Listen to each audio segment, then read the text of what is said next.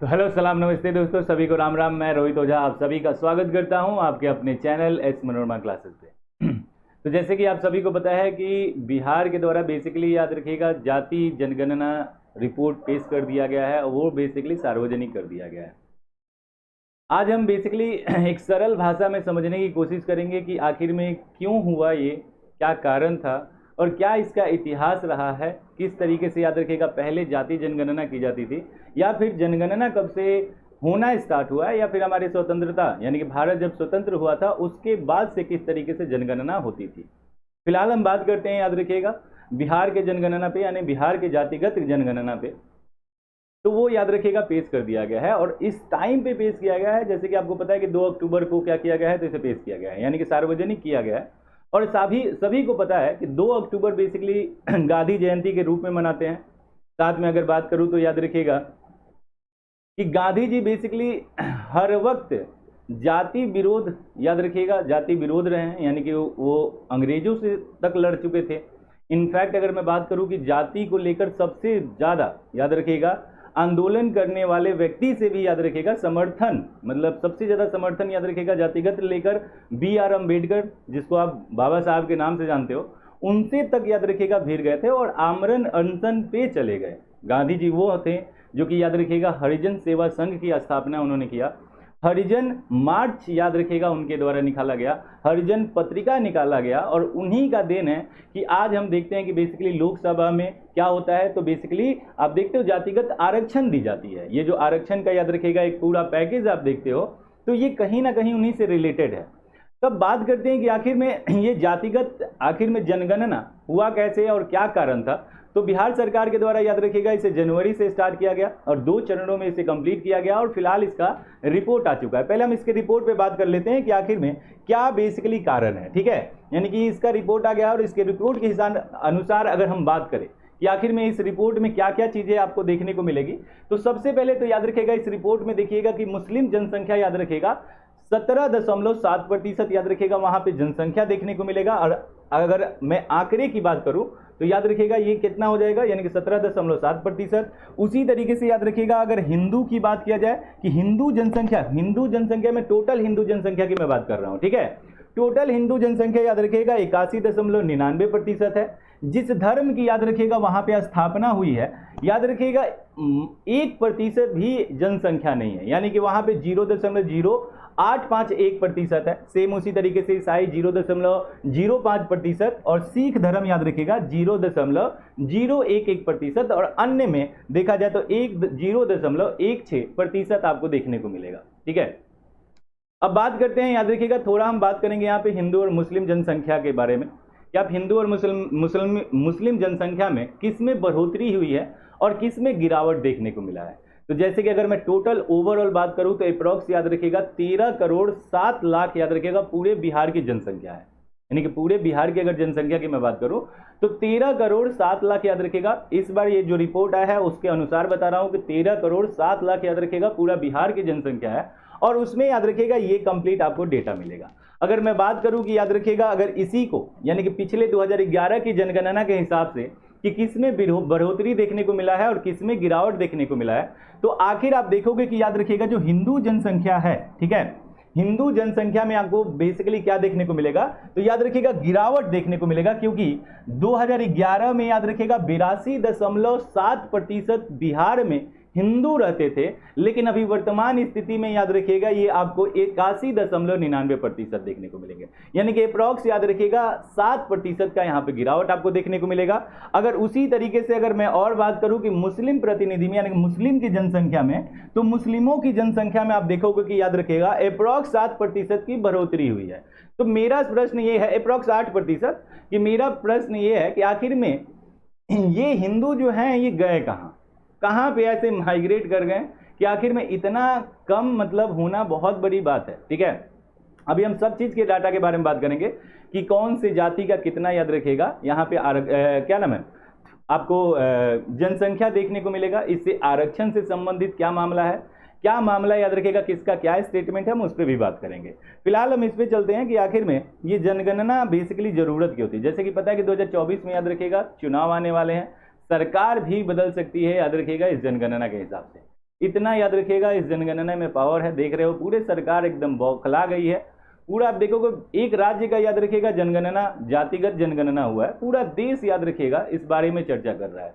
जाहिर सी बात है पूरा देश बारे में चर्चा कर रही है तो जाहिर सी बात है कुछ तो खास होगा। खास है यहाँ पे बेसिकली ये कहा गया है कि देखो जिसकी जितनी जनसंख्या है, जिसकी जितनी याद रखिएगा आबादी है, उसको उतनी आरक्षण दी जाएगी। ठीक है, जैसे ओबीसी की मैं बात करूं कि ओबीसी को जैसे कि मंडल आयोग के द्वारा याद रखिएगा 1990 में क्या किया गया था, तो जातिगत आधार पर याद रखिएगा 27% का आरक्षण दिया गया। अगर वर्तमान आरक्षण की मैं बात करूं तो अभी अगर वर्तमान पूरे भारत की अगर मैं बात करूं तो आप देखोगे कि ओबीसी को याद रखिएगा 27% का आरक्षण दी जाती है। सेम उसी तरीके से अगर बात किया जाए कि एससी की बात करो तो 15% दी जाती है, और साथ में याद रखिएगा एसटी की बात करो तो 7.5% याद रखिएगा आरक्षण दी जाती है। टोटल जोड़ोगे तो 49 समथिंग होगा। ठीक है, यानी कि वैसे राज्य याद रखिएगा 5% ही आरक्षण दे सकता है। अब यहाँ पे जैसे कि पिछले स्टेटमेंट में राहुल गांधी ने एक बात कहा था कि जिसकी जितनी आबादी है उतना याद रखिएगा क्या दिया जाएगा, तो उतना याद रखिएगा आरक्षण दी जाएगी। जैसे उनका कहना ये था कि अगर मान लो कि 100 ऑफिसर हैं और 100 ऑफिसर में से ओबीसी अगर 5% सीट पर बैठी है तो क्यों बैठी है, जब 27% आरक्षण लेकर बैठी है। तो उनका स्टेटमेंट ये है। अब आप बताइएगा कि उनके स्टेटमेंट से आप कितना सहमत है कितना नहीं सहमत है। फिलहाल हम इस बात पे चलते हैं कि आखिर में जनगणना के आधार पे हुआ क्या है।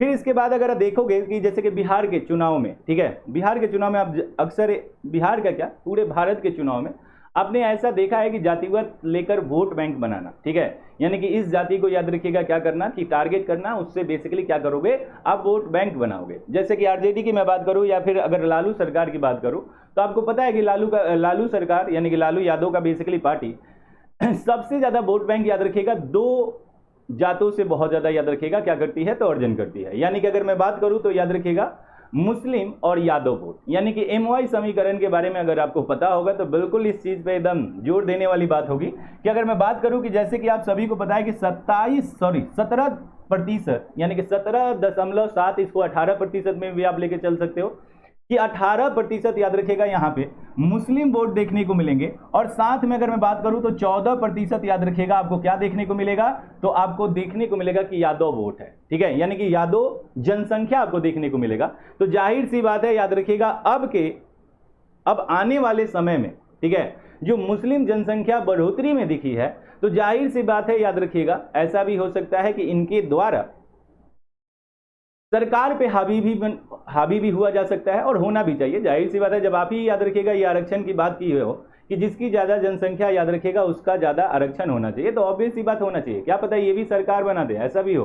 ठीक है, हो सकता है कि इनके द्वारा ही सरकार बनाया जाए, है कि नहीं, क्योंकि जनसंख्या ज्यादा है। आपने ही तो बोला कि जिसकी ज्यादा जनसंख्या उसको याद रखेगा वो बेसिकली सबसे ज्यादा आरक्षण लेकर बैठेगा, है कि नहीं। फिलहाल हम बात करते हैं कि किसको कितना याद रखेगा यहाँ पे जनसंख्या में देखने को मिला है। तो जैसे पिछड़ा वर्ग की बात किया जाए कि इसमें बेसिकली याद रखेगा इसको ओबीसी को 2 भागों में बांट दिया गया है, एक पिछड़ा वर्ग एक अति पिछड़ा वर्ग। और अति पिछड़ा वर्ग में आप देखोगे तो बेसिकली 36.01% है, और अगर पिछड़ा वर्ग के बारे में अगर मैं बात करूं तो 27.12% है। यानी कि टोटल ओवरऑल अगर मैं बात करूं तो याद रखिएगा 36% अप्रॉक्स हो जाएगा, यानी कि भारत में अकेले, और भारत में नहीं पूरे बिहार में अकेले, लेकिन पूरे भारत की मैं बात करूं तो पूरे भारत में आप देखोगे तो अप्रॉक्स 50% से ज्यादा याद रखिएगा ओबीसी की जनसंख्या है। ठीक है, तो उस हिसाब से देखोगे कि बिहार में भी याद रखिएगा ओबीसी की जनसंख्या सबसे ज्यादा है, जिसको 2 कैटेगरी में बांटा गया है, एक ओबीसी और एक ईबीसी। ठीक है, जो कि बिहार सरकार के द्वारा ही इसको शुरुआत की गई थी। क्लियर, उसमें आप देखोगे कि याद रखिएगा जो रिजर्वेशन अनरिजर्वेशन कैटेगरी में आते हैं, यानी कि जनरल में आते हैं, जैसे कि आप ब्राह्मण देख लो, राजपूत देख लो, गुंजार देख लो, ठीक है, ये सब अनरिजर्व कैटेगरी में आते हैं। और इनकी याद रखिएगा जनसंख्या आप देखोगे तो याद रखिएगा 15.52% है, और साथ में याद रखिएगा अनुसूचित जनजाति की अगर मैं बात करूं तो 19.65% देखने को मिलेगा। और आप देखोगे कि अनुसूचित जनजाति बहुत ज्यादा कम है, यानी कि 1.68% आपको देखने को मिलेगा। तो ये बेसिकली आंकड़ा है। ठीक है, यानी कि जो आंकड़ा याद रखिएगा यहाँ पे आपको दिखाया जा रहा है। अब इसका याद रखिएगा बेसिकली किसको फायदा मिलने वाला है, किसको नुकसान होने वाला है, इसके बारे में हम बात करेंगे। फिलहाल हम चलते हैं थोड़ा इतिहास में कि आखिर में ये जनगणना स्टार्ट कैसे होता है। जैसे कि आप सभी को पता है कि जनगणना याद रखिएगा सबसे पहले अंग्रेजों के द्वारा भारत में किया गया, उससे भी पहले याद रखिएगा स्वीडन के द्वारा सबसे पहले ये जनगणना का सिलसिला स्टार्ट किया गया। इसी तरीके से जैसे जो बच्चे कॉम्पिटिटिव एग्जाम में बढ़ते हैं, ठीक है, उनसे क्वेश्चन भी पूछा जाता है ये सब चीज़ें कि जनगणना कहाँ पे हुई थी, या पहले आधुनिक जनगणना किस देश के द्वारा किया गया। तो मॉडरेट में अगर देखो कि आधुनिक जनगणना अमेरिका के द्वारा किया गया, लेकिन भारत में जनगणना कब हुई और ये जातिगत जनगणना कब से स्टार्ट हो गया। तो जातिगत अगर जनगणना हम देखें तो भारत में अगर देखा जाए कि एक बेसिकली याद रखिएगा लॉर्ड मेयो थे, ठीक है, लॉर्ड मेयो के द्वारा क्या किया गया था, तो याद रखिएगा सबसे पहले जनगणना स्टार्ट किया गया। यानी कि अगर हम इतिहास की बात करें तो याद रखिएगा लॉर्ड मेयो सबसे पहले 1872 में, ठीक है, 1872 में याद रखिएगा सबसे पहले क्या करते हैं तो जनगणना करवाते हैं। लेकिन ये जनगणना याद रखिएगा उतना काम का नहीं था, ठीक है, इसमें बहुत लोग भाग लेते हैं, बहुत लोग नहीं भाग लेते हैं। लेकिन अगर आप कहिए कि दशकीय जनगणना कब से स्टार्ट होता है, तो दशकीय जनगणना याद रखिएगा 1881 से, ठीक है, 1881 से याद रखिएगा लॉर्ड रिपन के द्वारा क्या किया जाता है, जनगणना स्टार्ट की जाती है। और पहली बार इस जनगणना में जातीय जनगणना भी करवाई जाती है। क्या कह जाती है, यानी कि पहला दशकीय जनगणना याद रखिएगा 1881 में लॉर्ड रिपन के समय पे होता है, और उसी समय से याद रखिएगा दशकीय यानी कि जातीय जनगणना स्टार्ट हुआ था, ठीक है। अब यहीं से याद रखिएगा ये जातीय जनगणना स्टार्ट हुआ और अंततः लास्ट में तक यानी कि 1931 तक याद रखिएगा ये जनगणना होते रहा और जातीय जनगणना शामिल रहा, और साथ में इसे सार्वजनिक रिपोर्ट भी याद रखिएगा पेश किया जाने लगा। यानी कि सबको दिखाया भी गया कि बेसिकली किस जाति का कितनी जनसंख्या है, किस जाति का कितनी जनसंख्या है। लेकिन आगे चलकर याद रखिएगा 1941 में 1941 में बेसिकली जनगणना होने के बाद इसे सार्वजनिक नहीं किया जाता है। यानी कि जातिगत जनगणना जो थी उसे याद रखिएगा सार्वजनिक नहीं किया जाता है, बाकी चीजों को की जाती है, ठीक है। यानी कि जातिगत जनगणना को याद रखिएगा 1941 के बाद आप नहीं देखोगे। फिर जब आप देखोगे कि हमारा देश आज़ाद होता है, ठीक है, 15 अगस्त 1947 को हमें आज़ादी मिलती है, और आज़ादी मिलेगी बेसिकली। तो उससे पहले अगर मैं कुछ बताऊं कि जैसे कि साइमन कमीशन भारत में आ गया था, साइमन कमीशन के द्वारा देखिएगा कि क्या होने लगा था, तो हमारा संविधान सभा का निर्माण स्टार्ट होने लगा था। अप्रॉक्स 2 साल 18 महीना और कुछ दिन याद रखिएगा हमारे संविधान के बनाने में समय लगे थे। तो आप देखोगे कि बेसिकली जब हमारा संविधान निर्माण हो रहा था तो संविधान निर्माताओं के द्वारा यह फैसला किया गया कि जातिगत जो जनगणना है इसे नहीं रखते हैं, ठीक है। अगर इसे हम रखते हैं तो जाहिर सी बात है भेदभाव बहुत ज़्यादा उत्पन्न हो जाएगा, ठीक है। एक दूसरे को अगर मान लीजिए कि जातिगत अगर हम करते हैं तो जाहिर सी बात है दो लोगों में बहुत ज़्यादा मतभेद हो जाएगा, जिसके वजह से याद रखिएगा इसे आगे नहीं रखा गया। लेकिन SC/ST की जनसंख्या यहाँ पे SC/ST के लिए रखा गया कि SC/ST का याद रखिएगा क्या किया जाएगा, हर जनगणना में इनकी अलग से याद रखिएगा क्या किया जाएगा, तो काउंटिंग की जाएगी, यानी कि जनगणना की जाएगी। कारण भी था क्योंकि आप सभी को पता है कि इनको अलग से आरक्षण दी गई थी, ठीक है, क्या दी गई थी, अलग से आरक्षण दी गई थी। और आरक्षण देने के लिए आपको पास जनगणना होना चाहिए, यानी कि काउंटिंग फिगर होना चाहिए, तभी तो आप जाकर जनगणना दे सकते हो। जैसे कि एक इसी तर्ज पे समझाता हूं कि आप सभी को पता है कि लोकसभा के सदस्यों का चुनाव बेसिकली 10 लाख लोगों पे होता है, ठीक है। तो ये 10 लाख लोगों पे एक सदस्य का चुनाव किस आधार पे होता है, तो 1971 के याद रखिएगा जनगणना पे होता है। अभी फिलहाल के जनगणना के आधार पे नहीं होता है, और ये 2026 तक रहेगा, ठीक है। आगे आने वाले समय पे क्या पता इसे भी चेंज कर दिया जाए और संशोधन कर और आगे बढ़ा दिया जाए, है कि नहीं। तो इसी तर्ज पे याद रखिएगा SC/ST की जनगणना होने लगी, ठीक है, और इसकी रिपोर्ट भी याद रखिएगा सार्वजनिक होने लगा। फिर जैसे कि आपको पता है कि फर्स्ट याद रखिएगा जो हमारा भारत का याद रखिएगा जनगणना, जैसे कि एक दो बातें यहाँ पे याद रखना कि फर्स्ट भारत में जनगणना लॉर्ड मेयो के द्वारा किया जाता है, ठीक है। लॉर्ड मेयो के द्वारा याद रखिएगा कब करवाया जाता है, तो 1881 में करवाई जाती है। और रिपन ये क्या करता है, तो रिपन याद रखिएगा दशकीय जनगणना, ये 1872 होगा और ये 1881 होगा, और यहीं से याद रखिएगा जनगणना स्टार्ट हो जाता है भारत में। लेकिन अगर बात करूं स्वतंत्र भारत की, ठीक है, कि स्वतंत्र भारत की अगर बात किया जाए कि स्वतंत्र भारत की प्रथम जनगणना कब हुई थी, तो 1991 में, यानी कि 1951 में याद रखिएगा ये जनगणना होती है। फिर 1980 के दशक में बहुत ज्यादा भवंडर स्टार्ट हो जाता है, किस चीज को लेकर, जातिगत को लेकर, ठीक है। यानी कि जातिगत को लेकर याद रखिएगा बहुत सारे याद रखिएगा जातियों के आधार पे बहुत सारे क्षेत्रीय पार्टी बनाई गई, बहुत ज्यादा क्षेत्रीय पार्टी बना। उन क्षेत्रीय पार्टियों के द्वारा क्या किया जाने लगा, यानी कि शिक्षा पे, नौकरी पे आरक्षण की बात की जाने लगी कि भैया हम इस जाति से, हमें आरक्षण चाहिए, हमें शिक्षा में आरक्षण चाहिए, हमें नौकरी में आरक्षण चाहिए, मुझे इस चीज में आरक्षण चाहिए, फलानवा में चाहिए, ढिमकानवा में चाहिए। ये सारी चीजें होने लगी, और जैसे ये सब चीजें होती है तो सबसे पहले याद रखिएगा ये यूपी में, यानी कि पहली बार जातियों की जनसंख्या के आधार पर यूपी में आरक्षण की याद रखिएगा मांग काशीराम के द्वारा उठाया था, ठीक है। यानी कि काशीराम व्यक्ति थे, ठीक है, इन्हीं के द्वारा पहली बार यूपी में क्या किया गया था, तो याद रखिएगा जातिगत रूप में याद रखिएगा आरक्षण की बात कही गई थी। क्लियर। अब इसके बाद आप देखोगे कि 1990 के दशक में क्या होगा, 1990 के दशक में याद रखिएगा 1990 के दशक में याद रखिएगा मंडल कमीशन बनाया जाएगा, ठीक है। और मंडल कमीशन को याद रखिएगा किसके द्वारा, तो याद रखिएगा पीवी सिंह के सरकार के द्वारा क्या किया जाएगा, तो मान्यता दे दी जाएगी। और अंततः याद रखिएगा मंडल आयोग क्या हो जाएगा, तो पास हो जाएगा। और इसी के तहत याद रखिएगा पहली बार जातिगत आरक्षण दी जाएगी, याद रखिएगा 27%। सेम इसी तरीके से जातिगत आंदोलन मिलेगा, आरक्षण दी जाएगी और अंततः लास्ट में इसी तरीके से बढ़ती चली जाएगी। क्लियर।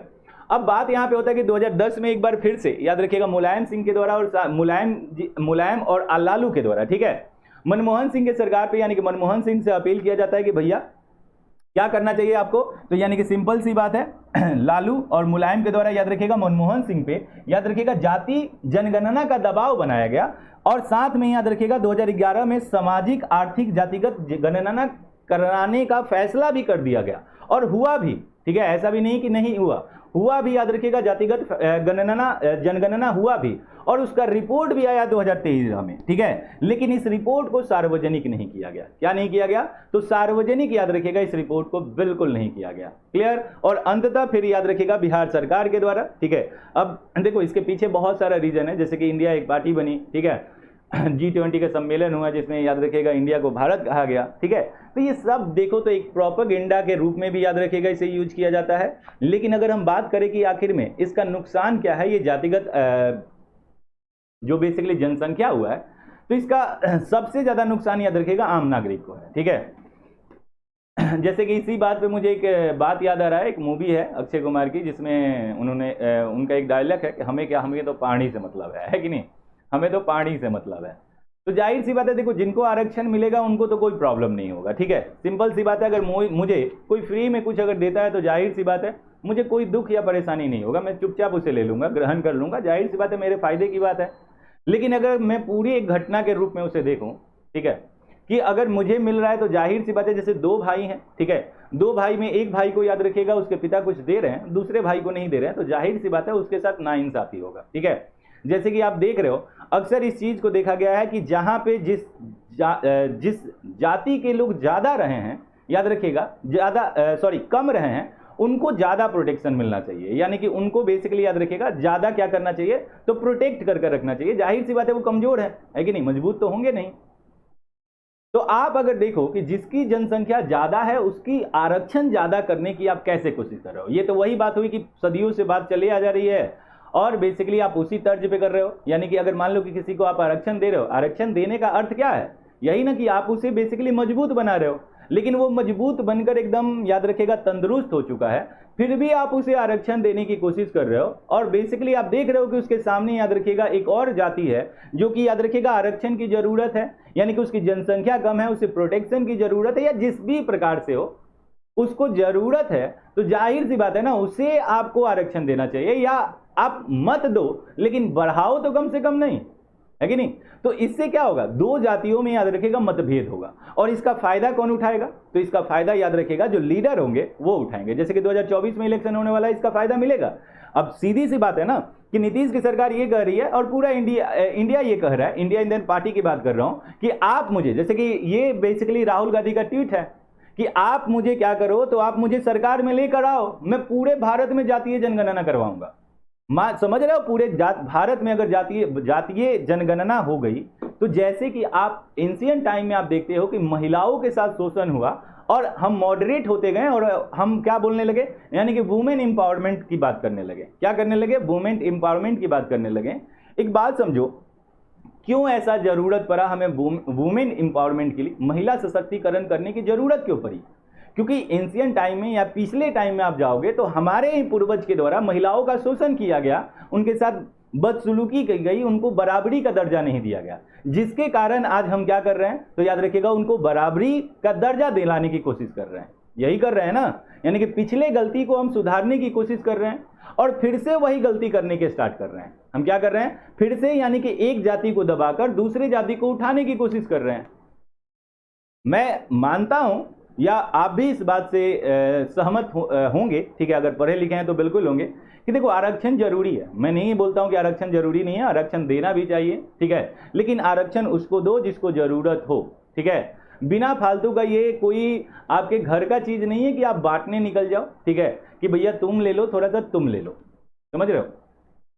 आरक्षण सच में जिसको जरूरत है उसको आरक्षण मिलना चाहिए, लेकिन जिसके जरूरत नहीं है उसे बिल्कुल याद रखिएगा नहीं मिलना चाहिए। इसके वजह से याद रखिएगा जो रिजर्वेशन कैटेगरी में नहीं रहते हैं उनको याद रखिएगा बहुत ज़्यादा डिसएडवांटेज का सामना करना पड़ता है, जो कि याद रखिएगा एक तरह से देखूंगा मैं तो बहुत बुरी बात है, ठीक है। जैसे SC ST को रिजर्वेशन मिलता है, मैं सहमत हूँ, मिलना चाहिए, क्यों नहीं मिलना चाहिए, जाहिर सी बात है। हमारा नज़र वही देखता है बेसिकली जो हम देखना चाहते हैं, ठीक है। SC ST कैटेगरी के ऐसे व्यक्ति आप देखो, जाकर गाँव में देखो कि बेसिकली उनके हालत क्या है, लेकिन उनको रिजर्वेशन कैटेगरी आप दिए हो तो उनको समझाओ भी तो सही, उनको बताओ भी तो सही कि आपको रिजर्वेशन कैटेगरी दिया गया है, इसमें आपको आरक्षण दी गई है, इसका आपको लाभ है। ये तो आप होता नहीं है, ठीक है। अगर सरकार के द्वारा ये किया भी जाता है तो फिर भी याद रखिएगा मीडिएटर जो बीच में बैठे हुए हैं उनके द्वारा याद रखिएगा हजम कर दिया जाता है, उस सारा याद रखिएगा एडवर्टाइजमेंट का पैसा, और बेसिकली उनके पास वो चीज़ें पहुँच नहीं पाती है। जिनके पास पहुँचती है याद रखिएगा वो जरूर उसका फायदा उठाते हैं। तो बिल्कुल रिजर्वेशन होना चाहिए, लेकिन इस कदर नहीं होना चाहिए कि आप किसी का पूरा खून ही चूस लो और उससे पूरा खून चूस कर आप किसी और को खून पिला दो, ठीक है। तो ये मेरी राय है, और साथ में जो फैक्ट है, मैं फैक्ट आपको बता ही दिया हूं कि पूरा इतिहास इसका कहाँ है, यानी कि किस तरीके से याद रखिएगा जातीय जनगणना शुरुआत होती है और किस तरीके से याद रखिएगा इसका समाप्ति होती है और फिर से शुरुआत हो गई, ठीक है। यही चीज़ फिर से शुरुआत हो गई और आने वाले समय में क्या होने वाला है पता नहीं, ठीक है। अगर कांग्रेस सरकार में आती है तो कांग्रेस जैसे कि वादा कर रही है कि भैया हम पूरे भारत में, और देखो इस तर्ज पे याद रखिएगा, जैसे कि एक और बात यहाँ पे बताता हूँ, जैसे कि बिहार में जातीय जनगणना हुआ, अब बिहार में याद रखिएगा यहाँ पे अगर इनका वोटिंग बैंक बन गया तो जाहिर सी बात है इस चीज़ को देखकर याद रखिएगा दूसरी सरकार भी करेगी, यानी कि दूसरे राज्य के द्वारा भी किया जाएगा। ये तो अक्सर याद रखिएगा चीज़ें अपनाई गई है कि एक राज्य याद रखिएगा जो चीज़ याद रखिएगा स्टार्ट करता है, अगर वो फायदेमंद हो गया तो दूसरा राज्य याद रखिएगा उसे अडॉप्ट कर लेता है। तो अगर राज्य यानी कि बिहार राज्य के द्वारा ये पहली बार अपनाया गया है तो जाहिर सी बात अगर इसका फायदा दिखा सरकारी रूप से यानी कि राजनीतिक रूप से अगर इसका फायदा दिखा कि आपका वोट बैंक बन रहा है तो जाहिर सी बात है देख लीजिएगा कि आने वाले समय में यूपी भी करवाएगा, उसी तरीके से याद रखिएगा MP भी करवाएगा, उसी तरीके से राजस्थान भी याद रखिएगा जातिगत क्या नाम है जनगणना करवाएगी। और जब इस तरीके से होगा तो जाहिर सी बात है जो सरकार आएगी सरकार भी कराएगी, यानी अलग से याद रखिएगा ये कानून भी बनेगा, अलग से इसका विधेयक भी पेश किया जाएगा और आने वाले समय में क्या पता इसका कानून बन जाए, क्या पता कानून के रूप में आ जाए, क्या पता कुछ भी हो सकता है। ये बेसिकली याद रखिएगा राजनीति की बात है, इनके द्वारा याद रखिएगा ये देश चलाते हैं, ऑब्वियस सी बात है कुछ भी कर सकते हैं, है कि नहीं। तो फिलहाल मेरा यही पहुंचाना था बातें, और फिलहाल याद रखिएगा जो एग्जाम की तैयारी कर रहा है उनको मैं बता दूं कि बिल्कुल इन आधारों पे याद रखिएगा आपको पता होना चाहिए कि किसकी जनसंख्या कितनी है, खास करके बिहार पुलिस वाले, बिहार पुलिस, बिहार SI या फिर बिहार के कोई भी याद रखिएगा आप एग्जाम दे रहे हो, बिहार का क्या पूरे भारत का एग्जाम कोई भी दे रहे हो, क्या पता इसमें से क्वेश्चन आ सकता है, क्योंकि याद रखिएगा बहुत ही इंपॉर्टेंट न्यूज है, ठीक है। जैसे कि मैं बात करूं कि पिछड़े वर्ग की पूरी जनसंख्या की बात किया जाए तो याद रखिएगा पिछड़े वर्ग में अत्यंत पिछड़ा वर्ग और पिछड़ा वर्ग दोनों को मिलाकर याद रखिएगा अगर देखोगे तो बेसिकली यानी कि अत्यंत पिछड़ा वर्ग याद रखिएगा क्या हो जाएगा 36% हो जाएंगे और पिछड़ा वर्ग आपके 27%, ठीक है। सेम उसी तरीके से अनुसूचित जाति याद रखिएगा 19% है, अनुसूचित जनजाति याद रखिएगा 1.6% है, और साथ में अनारक्षित जो बेसिकली याद रखिएगा अनरिजर्व वाले होते हैं, यानी कि जिसमें याद रखिएगा सारे जिनको भी रिजर्वेशन कैटेगरी नहीं मिला है उनको याद रखिएगा 15.5%, टोटल 100% का ये जनगणना है। अभी बिहार की याद रखिएगा कुल आबादी की अगर बात किया जाए तो 13 करोड़ 7 लाख याद रखिएगा इसकी टोटल जनसंख्या है, ठीक है। तो ये अभी तक अभी करेंट का बेसिकली बहुत बड़ा एकदम मुद्दा बना हुआ है। तो मैं चाहूँगा कि इस वीडियो को आप देखिए, अपने दोस्तों को दिखाइए और प्लीज़ लाइक और शेयर करना बिल्कुल ना भूलें। पहली बार जो इस चैनल पे आया है, बिल्कुल दोस्त आप अगर कम्पिटिटिव एग्जाम की तैयारी करना चाहते हो एक बेहतर ढंग से, एक बेहतर तरीके से, तो बिल्कुल आप हमारे फैमिली में आप जुड़ सकते हैं। बिल्कुल आप सभी का स्वागत है। क्लास को इसको देखते ही बिल्कुल शेयर कीजिएगा, लाइक कीजिएगा और साथ में याद रखिएगा चैनल को सब्सक्राइब करना बिल्कुल ना भूलें, ठीक है। चलिए फिर मिलता हूँ मैं आपसे क्लास में। अभी के लिए जय हिंद, जय भारत। आगे देखिए क्या होता है, अगर आगे कोई अपडेट ऐसा आता है तो बिल्कुल याद रखिएगा हमारे चैनल के द्वारा आपके पास बिल्कुल पहुंचाया जाएगा। तो अभी के लिए जय हिंद, जय भारत, राम राम।